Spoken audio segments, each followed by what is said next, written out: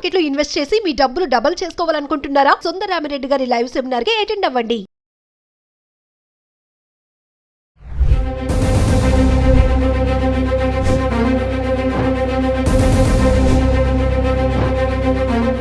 నమస్తే, welcome back to Suman TV. Pahalgam ఉగ్రదాడి తర్వాత దేశంలో మరిన్ని దాడులు జరిగే అవకాశం ఉందని నిఘా వర్గాలు ఇప్పటికే హెచ్చరికలు జారీ చేశాయి. ఎక్కడికక్కడ స్లీపర్ సెల్స్ దొరకడంతో భద్రతా బలగాలు మరింత అప్రమత్తమవుతున్నాయి. మరి స్లీపర్ సెల్స్ అంటే ఏంటి, వీళ్ళు ఎక్కడి నుంచి వస్తారు, దీనిపైన మరింత సమాచారం అందించడానికి అందుబాటులో ఉన్నారు సీనియర్ పోలీస్ ఆఫీసర్ రెడ్డన్న గారు. ఓవర్ టు రెడ్డన్న గారు.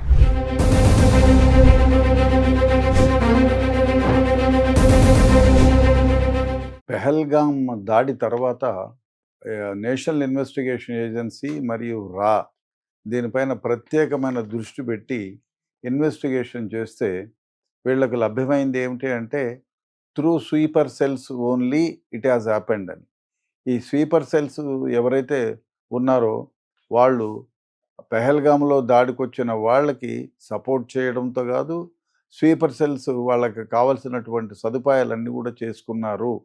అదేవిధంగా ఈ పెహల్గాముకు సంబంధించి మరియు భారతదేశంలో ఉండేటువంటి వైటల్ ఇన్స్టలేషన్స్, మిలిటరీకి సంబంధించి, యుద్ధానికి సంబంధించి, మన సేమకు సంబంధించి, మన అన్ని సేనలకు సంబంధించినటువంటి సమాచారం హైదరాబాద్లోనూ, పెహల్గాంలోనూ, గుజరాత్లోనూ, బాంబేలోనూ ఉన్న వాళ్ళు చేరవేస్తున్నారు పాకిస్తాన్ ఐఎస్ఐ ఏజెంట్లుగా చేరనేది అర్థమైంది.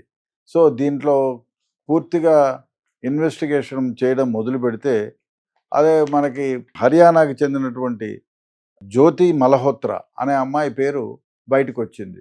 తర్వాత నెమ్మదిగా ఆమెను గురించి ఎంక్వైరీ చేస్తే ఆ పాకిస్తాన్ అంబెసీలో పనిచేసే డానిష్ అనే అతనితో శారీరక సంబంధం పెట్టుకోవడమే కాకుండా అతని ద్వారా డబ్బులు వసూలు చేయటం, అదేవిధంగా అతని ద్వారానే పాకిస్తాన్కి వెళ్ళడం, ఈమె యూట్యూబులు చేయటం, ఆ యూట్యూబుల్లో ఒక కోడ్ భాషలో ఉండేటట్లు మన మిలిటరీ ఆర్గనైజేషను, మన దేశంలో సంబంధించినటువంటి చాలా కీలకమైన సమాచారాన్ని అంతా కూడా ఈ జ్యోతి మల్హోత్రా పాకిస్తాన్కి చేరవేసింది.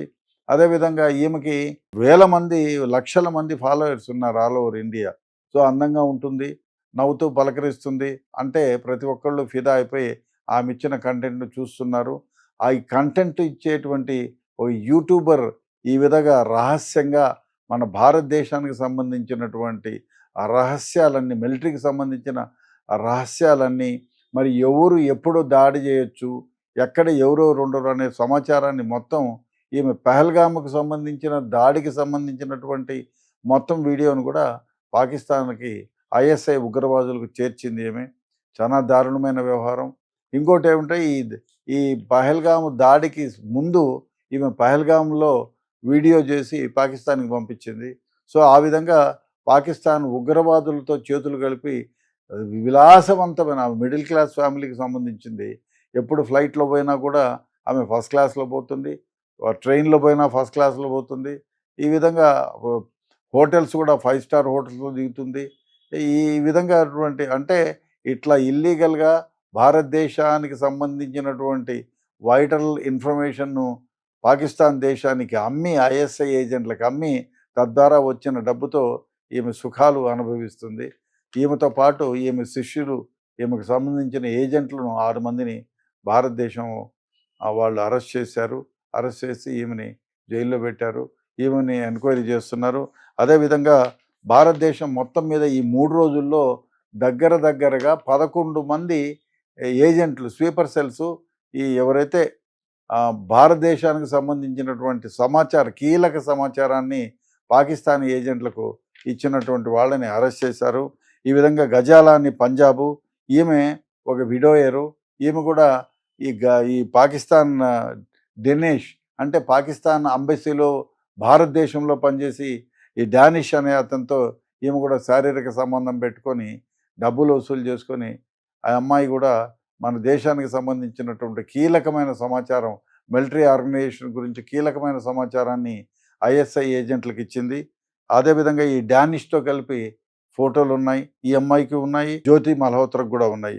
అదేవిధంగా నెమూర్ రెహమాన్ పానిపట్టు, ముర్తుజా అలీ జలంధర్, దేవేందర్ సింగ్ పంజాబ్, అదేవిధంగా సుఖప్రీత్ సింగ్ పంజాబ్, కబీర్ సింగ్ గురుదాస్పూర్, ఈ విధంగా 11 మందిని భారతదేశంలో ఇంటెలిజెన్స్ డిపార్ట్మెంట్ వాళ్ళు, అదేవిధంగా నేషనల్ ఇన్వెస్టిగేషన్ ఏజెన్సీ వాళ్ళు అరెస్ట్ చేశారు.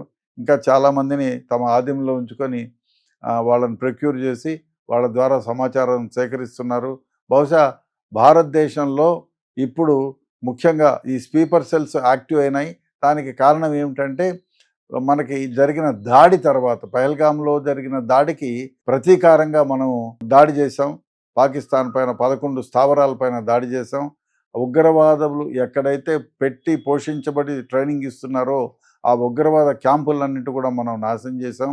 సో వాళ్ళకి అదేవిధంగా మన దేశంపైకి మారణాయుధాలని వేయాలి అనేటువంటి ఇన్స్టలేషన్ కూడా మనం సర్వనాశనం చేసాం. ఆ కోపంతో ఐఎస్ఐ ఉగ్రవాద సంస్థలన్నీ ఏకంగా చేరి భారతదేశంలో ఉండేటువంటి ఎవరైతే స్లీపర్ సెల్స్ ఉన్నారో వాళ్ళందరినీ యాక్టివేట్ చేసి ఇక్కడ బాంబ్ బ్లాస్టులు సృష్టించి, అదేవిధంగా భారతదేశంపైకి పాకిస్తాన్ ఎప్పుడైనా యుద్ధానికి వస్తే మన వైటల్ ఆర్గనైజేషన్లు ఎక్కడెక్కడ ఉన్నాయి అనే దాన్ని గుర్తించి వాళ్ళు దానిపైన దాడి చేయడానికి అనువుగా ఉండేటట్లు సమాచారాన్ని అంతా సేకరిస్తున్నారనేది గుర్తించారు.